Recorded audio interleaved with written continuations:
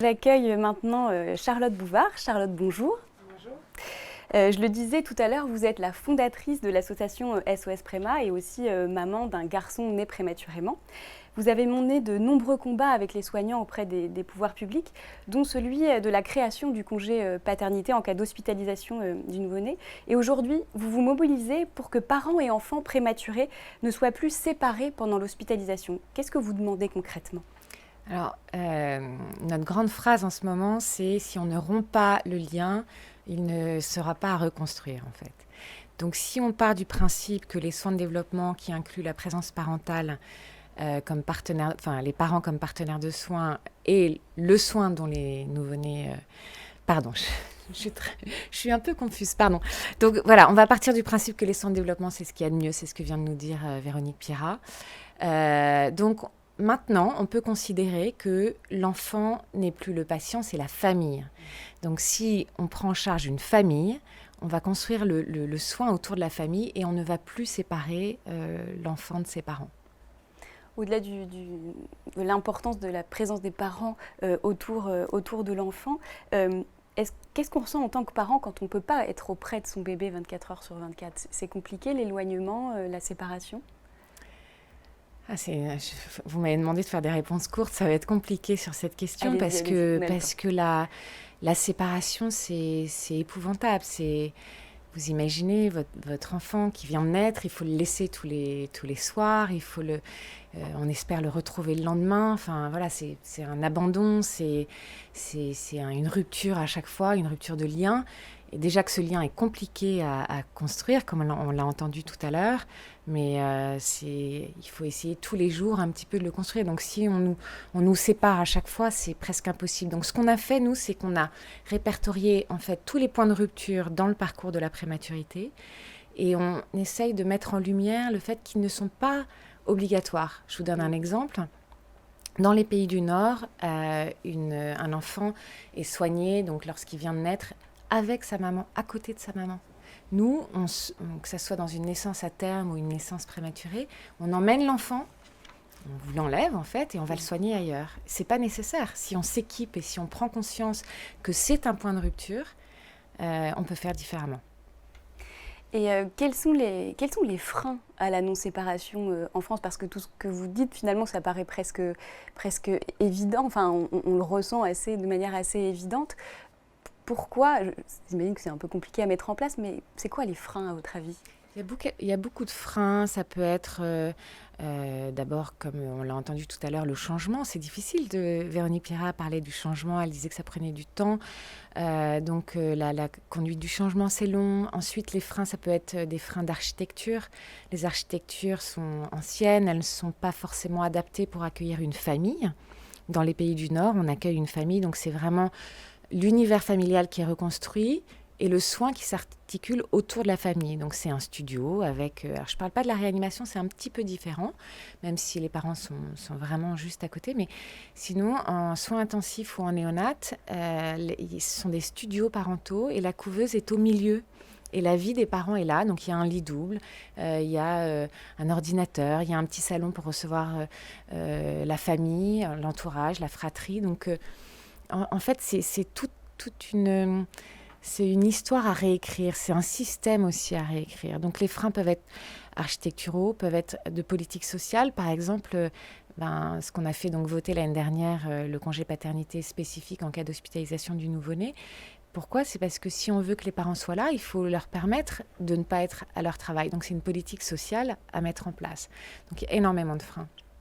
Et il y a aussi changer l'architecture, tout changer, c'est aussi un gros budget, il faut des investissements. C'est un budget, ouais, l'architecture, le matériel, il faut que les parents puissent rester, il faut qu'il y ait des salles parents, il faut qu'ils aient des lits, un endroit pour se laver.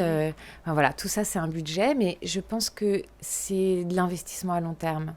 Parfois on dit qu'on fait du développement durable, c'est-à-dire que c'est tout petit, c'est plus fragile.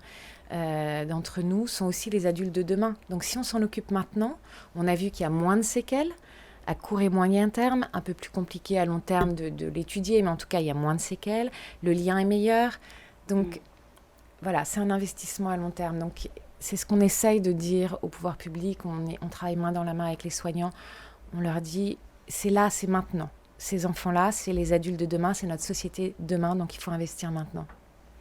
Et comment se situe la France par rapport aux autres pays sur ce point de la non-séparation? Vous avez parlé des pays scandinaves qui ont déjà vraiment intégré ça. Mais dans les autres pays, qu'est-ce qu'on peut voir au niveau de la France? Alors, on peut voir, vous voyez où est la France en Europe? Voilà, en fait, on a le mieux, c'est au nord, je schématise, hein, et le moins bien, c'est au sud, c'est-à-dire l'avancée, c'est vraiment... Mais je pense que c'est une question de société. On voit la place de l'enfant, la place de la différence dans les pays du Nord. Dans les pays du Sud, c'est un petit peu différent. En gros, on est à peu près au milieu. Mais on voit ces 10 dernières années, ces 15 dernières années, des progrès considérables, justement sur cette prise de conscience que les parents ne sont plus des visiteurs, ne sont plus des accompagnants, ils sont vraiment des partenaires de soins.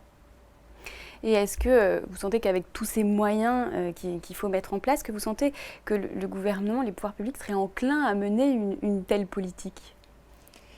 On travaille beaucoup, notamment en ce moment avec les équipes d'Adrien Taquet, donc le secrétaire d'État à la protection de l'enfance et aux familles, parce qu'il a fait énormément de déplacements et il nous disait qu'à chaque déplacement qu'il a fait pour rencontrer des parents, pas seulement des parents de préma, à chaque fois la prématurité revenait. Et donc il a vraiment eu cette prise de conscience. 60 000 naissances, c'est pas rien. C'est un bébé toutes les 8 minutes, c'est 165 bébés par jour qui naissent prématurément. Presque autant de familles, alors je dis presque parce qu'il y a les naissances, les grossesses multiples, mais qui vont être vraiment projetées dans cette période compliquée, dans ce traumatisme de la prématurité.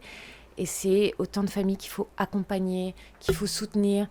Voilà. Et donc, j'ai vraiment l'impression qu'en ce moment, les choses bougent et qu'on forme une équipe, parents, équipe soignante, pouvoir public, pour vraiment faire changer les choses. Mais c'est tout un système qu'il faut changer, donc ça prend du temps.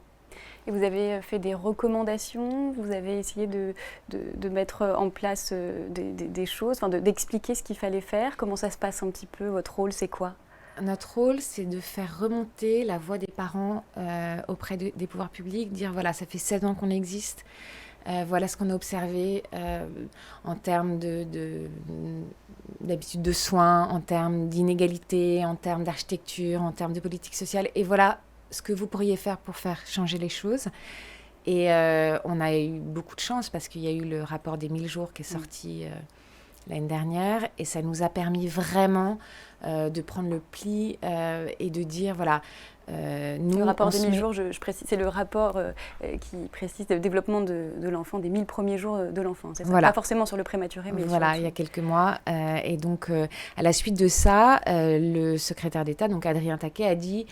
Pour les enfants, pour les naissances les plus vulnérables, on va vraiment faire des parcours spécifiques. Et donc, il y aura un parcours 1000 jours pour l'enfant prématuré. Et c'est ce qu'on est en train de travailler avec eux. Donc, vous avez bon espoir que ça puisse Oui, évoluer. Les signaux sont bons. Les signaux sont bons. Donc, on essaye vraiment de remplir ce rôle de porteur de voix, en fait, du terrain. Et je pense que les politiques en ont besoin. Et comme on travaille avec les équipes soignantes, en fait, on est très complémentaires et on leur porte cette voix-là de terrain, que ce soit les usagers, comme on nous appelle, ou les équipes soignantes. Et en fait, ils sont à l'écoute parce qu'ils se disent on ne peut pas être partout, donc on va écouter des experts. Donc voilà, j'ose espérer qu'on est devenu un peu experts en 16 ans. Alors on va regarder s'il y a des internautes qui vont poser des questions. Existe-t-il à Paris des groupes de parole pour les parents d'enfants nés prématurés? On a 70 antennes en France. Avant la période Covid, on faisait nos correspondants locaux, que j'en profite pour les remercier et pour les saluer, aller à l'hôpital, au pied des couveuses ou dans les salles parents pour rencontrer des parents. C'est un peu plus compliqué en période de Covid puisqu'on a dû suspendre tout ça, mais on a un numéro vert avec des parents qui sont parents de préma, qui sont formés, supervisés et avec des professionnels, une psychologue, une pédiatre néonate et une puéricultrice néonate. Donc oui, on a vraiment ni on a essayé de mettre en place de quoi écouter les parents. Parce que là, elle parlait de groupes de parole. Vous animez du coup aussi des groupes de parole? Non, alors ça c'est non. On a nos bénévoles qui sont sur le terrain, on a des écoutants à la permanence téléphonique, mais non, on n'a pas de groupe de parole avec la psychologue, en tout cas pas de visu. D'accord. Comment parler plus tard aux enfants de leur prématurité? Quand est-ce qu'on le fait? Est-ce que vous avez un peu des... Bon, chaque cas est différent, mais on a un petit livre qui s'appelle « Le petit frère de Lola est arrivé en avance » qui permet, lorsque les premières... il est en vente sur notre boutique solidaire, lorsque les premières photos sortent, d'expliquer. Donc à la base, ça a été écrit pour expliquer aux aînés où est le petit frère ou la petite sœur, parce que c'est vrai que, comme le disait tout à l'heure la psychologue, c'est un peu impressionnant. Enfin, en tout cas, la fratrie au cœur de la néonate, c'est très important, mais il y a des mots, il faut mettre des mots sur tout ça. Mais en fait, on s'est rendu compte que ce petit livre servait aussi pour les anciens prémas, lorsque les premières photos sortaient, parce que c'est un peu tétanisant pour des parents, lorsque les premières questions ou les premières photos sortent. Ouais. C'est compliqué, j'imagine. Comment serait-il possible d'intégrer les grands-parents dans la relation à l'enfant très grand prématuré? Alors, la question, il faudrait qu'elle soit un peu plus précise. Ça veut dire, moi je pense que les grands-parents, en tout cas l'entourage... Quel rôle ils doivent jouer, peut-être, on peut répondre à cette question. Il n'y a pas de « ils doivent jouer ». Oui, où ils peuvent jouer, oui, ou comment on peut faire pour associer. Oui, comment on peut. Alors je pense que c'est très important qu'ils soient intégrés dans le parcours de la prématurité, c'est-à-dire si les parents le souhaitent, puisque c'est vraiment eux qui doivent décider quelles sont leurs personnes ressources. En tout cas, de plus en plus de néonates acceptent de faire entrer l'entourage, donc les grands-parents. Mais ça, c'est bien sûr si les parents le souhaitent. D'accord. Quand est-ce que le congé paternité en cas d'hospitalisation du nouveau-né pour les fonctionnaires sera-t-il mis en application? Oui, parce qu'on a fait voter, donc c'est un congé spécifique en cas d'hospitalisation du nouveau-né qu'on a fait voter l'année dernière. En tout cas, il a été mis en application le 1er juillet 2019. Donc c'est 30 jours pendant l'hospitalisation du bébé pour les pères, mais ce n'est pas encore valable pour les fonctionnaires. On a appris de sources sûres, donc au ministère, enfin maintenant par Zoom, au ministère, par l'équipe d'Adrien Taquet, que ça allait être entre le 1er et le 7 décembre prochain, parce que la fonction publique, c'est beaucoup plus long, c'est pas les mêmes chemins législatifs. Donc voilà, entre le 1er et le 7 décembre, c'est très important. Je sais qu'il y a énormément de professionnels qui nous écoutent, c'est très important qu'ils passent l'info, parce qu'on se rend compte à la permanence téléphonique que les pères ne savent pas, en fait. Il faut absolument que tout le monde leur dise que les pères de nouveau-nés hospitalisés ont droit à ces 30 jours pendant l'hospitalisation du bébé. C'est très important que les papas soient là, qu'il y ait une famille entière. Que la famille soit prise en charge, absolument. D'accord. Charlotte Bouvard, merci beaucoup. Merci à vous.